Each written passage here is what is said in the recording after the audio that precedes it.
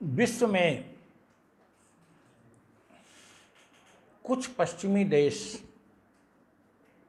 America और Asia में भारत,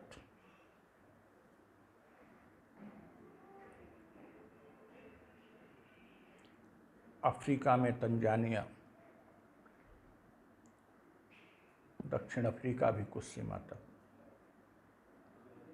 ऐसे देश रहे जो संकीर्णताओं से बाहर थे, लोकतंत्र को बढ़ावा देते रहे थे। उनमें दक्षिण पंथ कम था। लेकिन आज स्थिति यह है कि ब्रिटेन काफ़ी कुछ, ब्रिटेन, स्विट्जरलैंड, स्वीडन, फ्रांस, कुछ देश अपने को उस पर कायम कर पाए हैं। अमेरिका में ट्रंप के आने के बाद दक्षिण पंथ बढ़ा, यद्यपि आज शिथिलता है, लेकिन भारत में दक्षिण पंथ बढ़ा।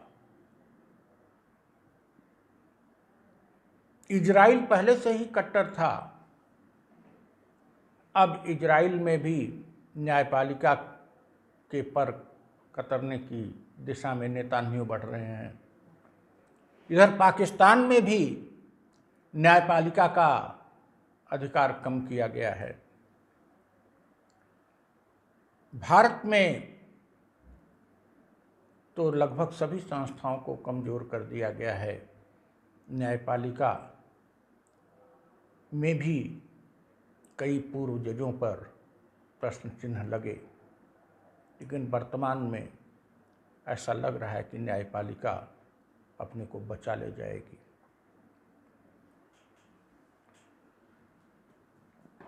ये स्थितियां सोमालिया, सीरिया के शरणार्थी लेबनान में, लेबनान की स्थिति खराब। आज भी विश्व के देशों में जब शरणार्थी देखे जाते हैं, गरीबी देखी जाती है, भुखमरी देखी जाती है, तो लगता है यूएनओ ने क्या किया। हम विश्व की यूएनओ की बात अक्सर हटा देते हैं। आज हमारे एक सहयोगी के कहने पर मैंने कहा, हम पहले अपने घर को देखते हैं। हम अपने निवास से लगभग 20 किलोमीटर चलकर अपनी ऑफिस आते हैं, पार्टी की ऑफिस। रास्ते में हमें भिखारियों की, जहाँ भी गाड़ी खड़ी होती है, लंबी कतार दिखती है, बच्चे दिखते हैं, महिलाएं दिखती हैं, बुजुर्ग दिखते हैं। लखनऊ जैसे महानगर में ये भिक्षाटन क्यों है?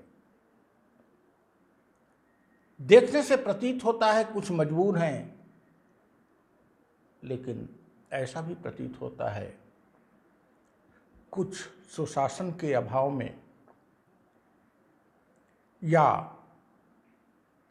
अपने सेल्फ रिस्पेक्ट की परवाह किए बिना अपने पेट भरने को ही अपना जीवन समझने लगे हैं।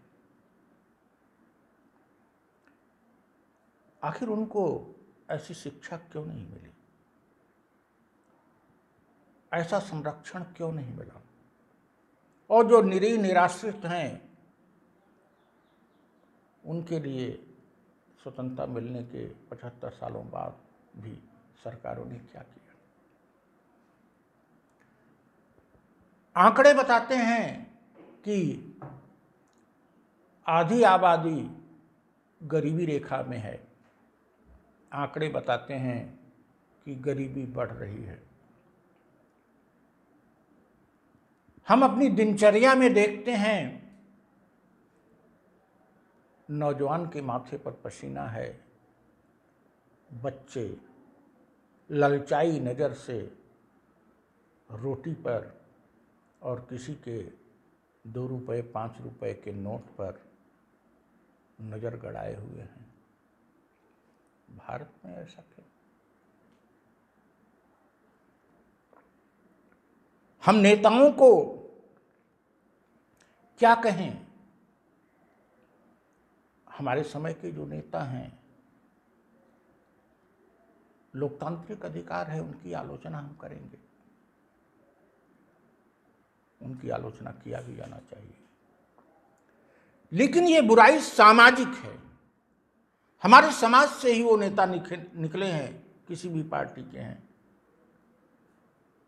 आखिर जब तुमको देश के लिए, समाज के लिए कुछ करने की चाहत नहीं है, उनके प्रति संवेदनशीलता नहीं है, तो जाओ अपना धंधा करो, नौकरी करो, क्यों राजनीति में आते हो? हम राजनीति को सर्वोच्च समाज सेवा, सर्वोच्च मानव सेवा मानते हैं। जिसमें मानव सेवा की भावना नहीं, जिसमें समाज सेवा की स्पिरिट नहीं, वो केवल समाज सेवा का रट लगाकर, समाजवाद का रट लगाकर, लोकतंत्र का रट लगाकर चुनाव जीतता है, लेकिन उसकी अंतर्निहित भावना क्या है? ऐसे किसी भी व्यक्ति को राजनीति में आने की जरूरत नहीं है जिनमें समाज के प्रति संवेदनशीलता नहीं है। लोग कहते हैं शिक्षित लोग आ जाएं। शिक्षित लोग तो और बर्बाद करेंगे। अगर उनमें समाज के प्रति संवेदनशीलता नहीं है, अगर उनमें मानव के प्रति समानुभूति नहीं है, तो अपनी शिक्षा का यहाँ दुरुपयोग करेंगे। और अच्छे स्तर पर कहा जाता था कि बीजेपी में पढ़े लिखे लोग हैं। देख लीजिए, पढ़े लिखे लोगों का कहा जाता था कि आरएसएस के लोग बौद्धिक देते हैं। हमने देखा इनका बौद्धिक राष्ट्रवाद का एक नारा लगा देते हैं और संकीर्णताओं को जन्म देते हैं। इनकी बुद्धि विध्वंस में है। इजराइल कट्टर है, क्या हमको उसी मार्ग पर चलना है? बर्मा में मिलिट्री शासन है, क्या हमको उसी मार्ग पर चलना है? पाकिस्तान में हमेशा अस्थिरता रहती है, क्या हमको उसी मार्ग पर चलना है? हम तो चले थे अमेरिका को पछाड़ने, हम तो चले थे चीन को पछाड़ने, हम तो चले थे कि पौराणिक ही सही, काल्पनिक ही सही, स्वामी विवेकानंद के उद्बोधन के उत्साह से ही सही, वैदिक साहित्य की स्वीकृत से ही सही, लेकिन विश्व गुरु हम कहते थे। क्या हम विश्व गुरु बन रहे हैं? क्या विश्व गुरु की दिशा में बढ़ रहे हैं? हम सोमालिया के प्रति, सीरिया के प्रति, लेबनान के प्रति, श्रीलंका के प्रति, अफगानिस्तान की महिलाओं के प्रति, इजराइल के उन लोगों के प्रति जिनसे के प्रति अन्याय हो रहा है, बर्मा के नागरिकों के प्रति पूरी सहानुभूति, समानुभूति रखने के बावजूद, उनके प्रति पूरी सिंपैथी रखने के बावजूद, हम जब अपने ज़मीन ही देखते हैं तो लगता है कि हमारी ज़मीन भी खिसकती चली जा रही है। इस ज़मीन को खिसकने से बचाना होगा।